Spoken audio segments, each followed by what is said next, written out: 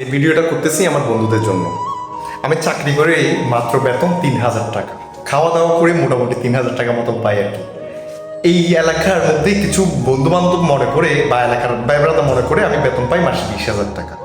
আবার এই বেতন আমার বন্ধুদের কাছে হয়ে যায় 30,000 টাকা।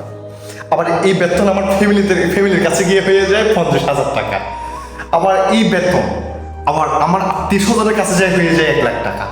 আবার এই বেতন আবার আমার গার্লফ্রেন্ডের কাছে যায় হয়ে যায় 2,00,000 টাকা। কিন্তু সত্যি কথা আমি বেতন পাই মাত্র 3,000 টাকা। এই ছোটোখাটো এরকম একটা রুমে এসে বসি, ওই 2-3 হাজার টাকা বেতনের চাকরি করি।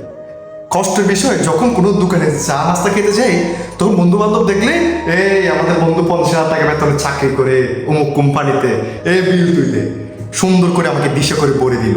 এমন ভরা বললো, মানে আমি বুঝতে পারবো না যে আমি 3,000 টাকা বেতনের চাকরি করি। কি এক মানে কষ্টের মধ্যে আছে, কাউকে বুঝাইতে পারতেছি না।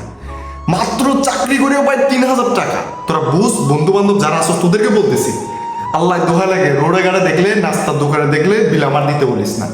গাড়ি করে দেখা হইলে গাড়ি ভাড়া তোরা দিস, আমার টাকা পয়সা থাকে না।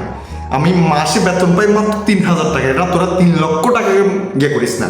আর তোদের বেতনে যেটা চিন্তা ভাবনা করো সেটা নিয়ে আমি আল্লাহ সৃষ্টিকর্তার কাছে দোয়া করি যেন তোরা যে বেতনটা ডিজার্ভ করো, যে আমি 50,000 টাকা বেতন পাই, সেটা যেন এক পর্যায়ে গিয়ে যেন এটা সত্যিকারের হয়। আল্লাহর কাছে প্রার্থনা করি। কিন্তু এখন সত্যি কথায় মাত্র 3,000 টাকা বেতন পাই। সো সবাইকে বলবো এটা ভুল ধারণা। 3,000 টাকা বেতন পাই, নাস্তা করতে গেলে দেখা হলে বিলটা তোরা দিয়ে দিবি। গাড়ি করে কোথায় যাচ্ছি দেখা হয়ে যাচ্ছে, গাড়ি ভাড়াটা তোরা দিয়ে দিবি। বা গার্লফ্রেন্ড নিয়ে কোথায় খাইতে গেছি দেখলে তোরা বিলটা দিয়ে দিবি। এই তোদের কাছে এটাই থাকবে, আর কোনো আবদার নাই।